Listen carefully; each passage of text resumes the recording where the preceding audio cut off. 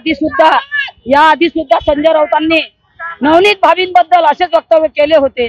तेव्हा सुद्धा आम्ही प्रचंड मोठा आक्रोश केला होता, निषेध नोंदवला होता, पण या माणसात कवडीचाही सुधार झालेला नाही। आता म्हातारपणाला लागलेला माणूस आपल्या आई बहिणीवर बोलतो।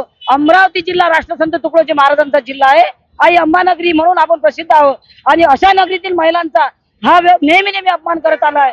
त्याला प्रचाराला बोलावलेल्या पक्षाने आपलं धोरण सिद्ध केलेलं आहे की हा पक्ष सुद्धा नवनीत राणा कोणत्याच महिलेचा सन्मान करू शकत नाही। माझं सर्व जिल्ह्यातील महिलांना आव्हान आहे की अशा महिलांनी या पक्षातील उमेदवाराला मतदान का करावे की ज्या पक्षातील उमेदवार कोणाची सन्मान करू शकत नाही, महिलांबद्दल असं गलिच्छ बोलतात, वारंवार बोलतात। ते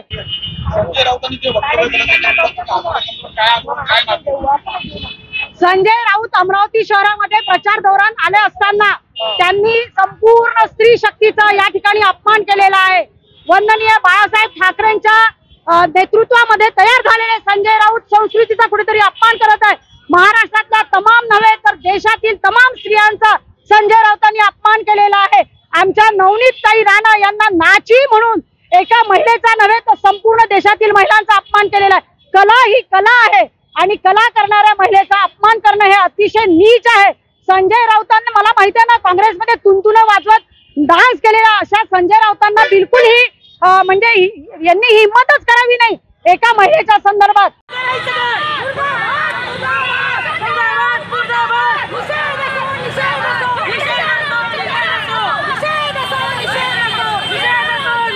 संजय राऊत आता संजय राऊत राहिले नाही, त्यांचं वक्तव्य जे आहे ते अंबानगरीमध्ये अंबा मातेची नगरी आहे, एकविरा मातेची नगरी आहे, अशा महिलांची संस्कृती जोपासणारी अमरावती, या अमरावतीमध्ये येऊन इतक्या खालच्या स्तरावर नवनीत राणावर टीका करणं, अशा प्रकारचं मला असं वाटते महिलांचा अपमान तर त्यांनी केलंच आहे, पण देशातल्या राज्याच्या सगळ्या कलाकारांचा अपमान केला। आणि नवनीत राणा काय आहे?